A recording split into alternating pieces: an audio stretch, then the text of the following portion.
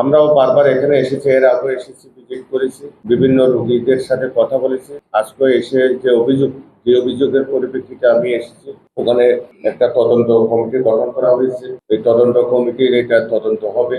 যদি এখানে তদন্ত যেটা বাইর হয় সেটার ভোট ব্যবস্থা। মোদ্দা কথা হলো, এখানে যে আপনারা আমার সাথে যারা সাংবাদিক বাইরে আছি, এখন আমরা যে রুগীদের সাথে কথা বলে যেটুকু জেনেছি, তারা চিকিৎসা, ডাক্তারের ডেইলি চেক আপে আসতেছে, চিকিৎসা পাচ্ছে, এই বক্তব্যটা তারা দিচ্ছে। এর বাইরে তো আমার যাওয়ার সুযোগ। এরপরে এখানে যে একটা দূরত্ব, বহিরাগতদের একটা দালাল চক্র আছে, এটা আমি শুনেছি। আমরা এই দালাল চক্রকে হসপিটাল থেকে বিতাড়িত করি। এখন এটা করতে হলে কারা দালালি করে, এই তথ্যগুলি আমাকে দিতে হবে, তাহলে আমি আইনগত ব্যবস্থা নিতে সুবিধা হবে। যেহেতু এখানে দালাল কেন হয়, এখানে প্রাইভেট হসপিটালগুলির সাথে তাদের একটা যোগসূত্র থাকে। তারা প্রাইভেট হসপিটালে রোগী পাঠানোর জন্য কিছু লোক এখানে রাখে, ওটাকে দালাল বলা হয়। অর্থাৎ এখানে হসপিটালে আসবে, তাদের সাথে হোক না হোক, আমার যে স্টেটমেন্টটা আমরা আজকে পেয়েছি, হোক বা না হোক, তারা স্বীকার করুক বা না করুক, আমরা তো বুঝতে পারি এখানে কিছু একটা আছে।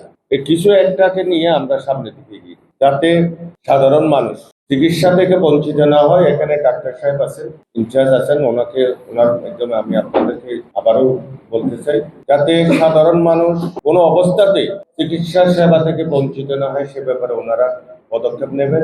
এই পদক্ষেপের মধ্য দিয়ে আমাদের যে প্রক্রিয়া, যে স্বাস্থ্য সেবা থেকে যে একটা বদনাম আছে, এই বদনাম থেকে তারা, আমি এমনি আগেও শুনেছি, আমি আসার পর থেকে অনেক পরিবর্তন। আগের যে সেবাটা ছিল, এখন সেবাটা অনেক পরিবর্তন হয়েছে আমাদের সরকার আসার পর থেকে। আমি আশা করবো যে ত্রুটিগুলি আছে এগুলি নিয়ে তারা কাজ করবেন। যারা অপরাধ করবে তাদেরকে যাতে এখানে চিহ্নিত করে তাদের বিরুদ্ধে দৃষ্টান্তমূলক শাস্তি, আইনগত শাস্তির ব্যবস্থা করা।